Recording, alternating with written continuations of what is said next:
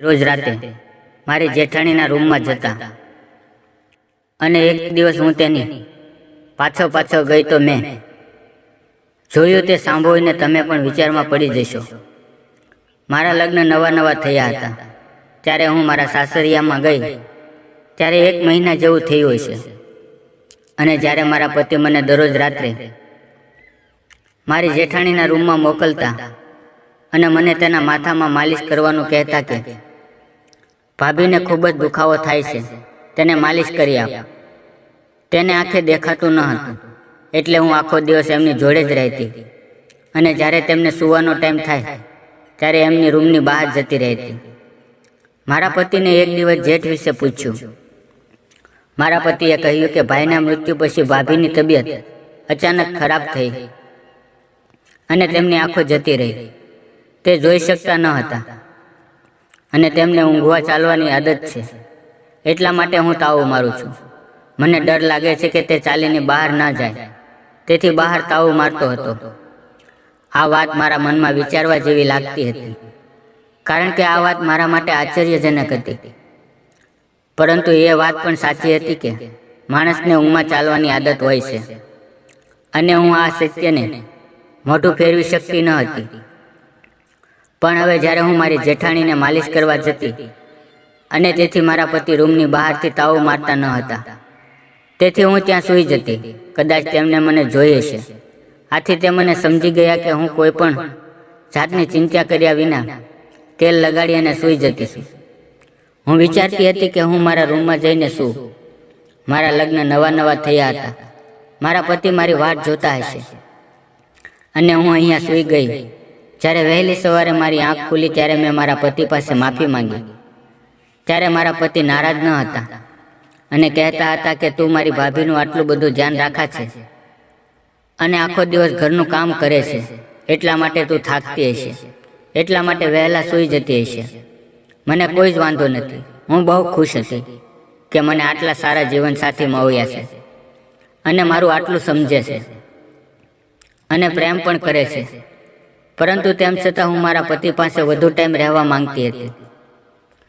આ બધા દરમિયાન મેં વાત તો નોંધી લીધી હતી. મારા જેઠાણી કરતાં વહેલા સૂઈ જતી અને જ્યારે હું તેની માલિશ કરવાનું શરૂ કરું ત્યારે મને એક અલગ પ્રકારનો નશો ચડતો હતો. હું એકદમ વહેલા સૂઈ જતી અને મને મારી આસપાસનું વાતાવરણ એકદમ અલગ જ લાગતું હતું. અને જ્યારે હું મારી જેઠાણીના પગ માથામાં માલિશ કરતી ત્યારે મારી જેઠાણી એકદમ અલગ જાતના તેલ મંગાવતા. હું તેમને વારંવાર પૂછતી, મારા જેઠાણી મને જવાબ ન આપતા અને હું વિચારવા લાગી કે આ તેલ કદાચ મારા પતિ રાખતા હશે, કારણ કે તેમને ભાભીની ચિંતા રહેતી હશે. એટલે એક દિવસ સમય પહેલાં હું મારી જેઠાણીના રૂમમાં ગઈ ત્યારે તે બાજુમાં મોઢું રાખીને બેઠા હતા, પરંતુ તેણે મારા રૂમમાં આવવાનો અહેસાસ થયો. તે તેલની બોટલ પર કંઈક લગાડી રહ્યા હતા અને કંઈક અલગ તો હતું. મેં મારી જેઠાણીને માથામાં ચૂપચાપ તેલ લગાડવાનું શરૂ કર્યું. જેવું હું એમને તેલ લગાવવાનું શરૂ કરતી હતી ત્યારે 1 કલાક જેવું થયું હશે અને મને ઊંઘ આવવા લાગી અને તેટલી વારમાં ત્યાં જ બેડ પર સૂઈ ગઈ. અને જ્યારે મારી આંખ ઉઘાડી તો મને દાવામાં કંઈક કાવું લાગતું, કારણ કે તેલની માલિશ કરતાં મને રોજ ઊંઘ આવી જતી. આવા ઘણા પ્રશ્નો મારા મનમાં ઉઠતા હતા. હવે મને કંઈ પણ બરાબર લાગતું ન હતું. મને જેઠાણી પર એમ લાગતું હતું અને આજે મેં મનમાં નક્કી કરી લીધું કે હવે આજે તો આ વાત જાણીને જ રહીશ. મને હવે ચોક્કસ લાગતું હતું કે મારો પરિવાર મારાથી કંઈક છુપાવી રહ્યો છે. એટલા માટે મેં એક પ્લાન બનાવ્યો. હું રાત થવાની રાહ જોવા લાગી અને જ્યારે રાત્રે મારી જેઠાણીને માથામાં માલિશ કરવા ગઈ ત્યારે મેં તેલ બદલી નાખ્યું અને દરરોજની જેમ માલિશ કરવા લાગી. મારા હાથમાં તેલ લીધું અને દરરોજ જેમ ટેબલ ઉપર બેઠી અને માલિશ કરવાનું ચાલુ કર્યું અને હું ચૂપચાપ ત્યાં સૂઈ રહી. અને આજે તો મને ઊંઘ આવતી ન હતી, પરંતુ હું નાટક કરતી હતી. મને લાગતું હતું કે આજે કંઈક નવું થશે અને મારી આંખ ખુલ્લી રાખી અને મોઢું બંધ રાખ્યું. અને મેં તે રાત્રે જોયું તો મારા જેઠાણી બેડમાંથી ઊભી થઈને બાથરૂમ તરફ જઈ રહી હતી. આ જોઈને હું આશ્ચર્યચકિત થઈ ગઈ. કારણ કે એક માણસની મદદ લીધા સિવાય મારા જેઠાણી સાઈડમાં પણ ખસી શકતા ન હતા અને આજે તો સીધા બાથરૂમમાં જ જતા હતા. કારણ મને સમજાયું નહીં. એક સામાન્ય માણસની જેમ બાથરૂમનો રસ્તો પણ તે જાણતા હતા. આ બધું જોઈને હું ચૂપચાપ સૂઈ રહી. તેમને બહાર આવવાની રાહ જોવા લાગી. પછી મારી જેઠાણી થોડી વાર પછી જેવી બહાર આવ્યા એણે એ પણ તપાસ્યું અને મને લાગતું હતું કે મારી દેરાણી સૂઈ ગઈ છે. મને તો વિશ્વાસ જ નહોતો કે મારા સાસરિયામાં આ બધું ચાલી રહ્યું છે. મારા સાસરિયા વાળા મને ખૂબ જ પ્રેમ અને ઇજ્જત આપતા હતા અને મારા પતિ આશીષ મને ખૂબ પ્રેમ કરતા હતા. અને મને શું ખબર કે મારા પરિવારમાં આ બધું ચાલી રહ્યું છે. મારો સાદો સ્વભાવ જોઈને બધા મારો લાભ ઉઠાવતા હતા. હવે મને લાગતું હતું કે મારા પરિવારમાંથી કંઈક છુપાવી રહ્યા છે. મારી જેઠાણીને રોજ રાત્રે માલિશ કરીને હું થાકી જતી, પણ તેમને તો કંઈ અસર જ ના થતી. મને તો તેમની ખૂબ જ ચિંતા થતી, એટલે હું તેમની મન લગાવીને સેવા કરતી. પરંતુ આજે રાત્રે મેં જે દ્રશ્ય જોયું તે મને સમજાતું નહોતું કે આ બધું શું થઈ રહ્યું છે. અને હું વિચારતી હતી એટલામાં મેં જોયું કે મારા જેઠાણી એક ફોનમાં એક નંબર લગાવીને ફોન ઉપયોગ કરી રહ્યા હતા. અને સૌથી મોટી વાત તો એ વાત હતી કે મારી જેઠાણીને આંખે દેખાતું ન હતું, તો તેમની પાસે ફોન ક્યાંથી આવ્યો?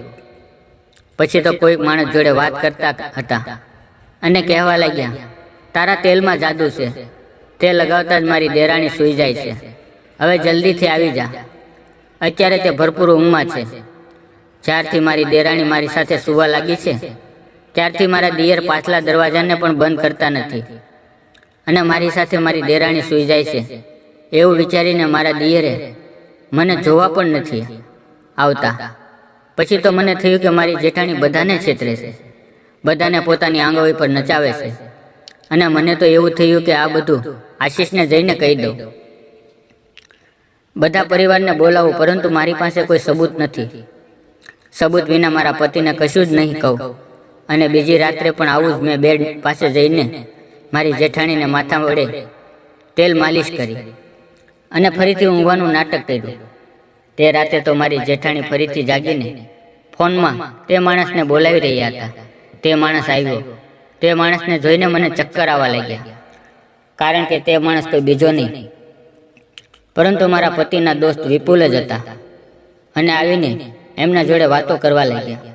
અને મેં આ બધું આખી રાત એમના રૂમમાં જોયું. મેં મારા પતિને મારી જેઠાણી પર અને મારા પરિવાર પર આટલો વિશ્વાસ કર્યો અને મારા પરિવાર સાથે આ વિશ્વાસઘાત કરે છે. હવે મને ખબર પડી કે રોજ રાત્રે મારી જેઠાણી નાટક કરીને બધાને ફસાવે છે. અને બીજી રાતે મેં મારા પતિને બધી વાત કરી અને મારો ફોન પણ હું સાથે લઈને ગઈ.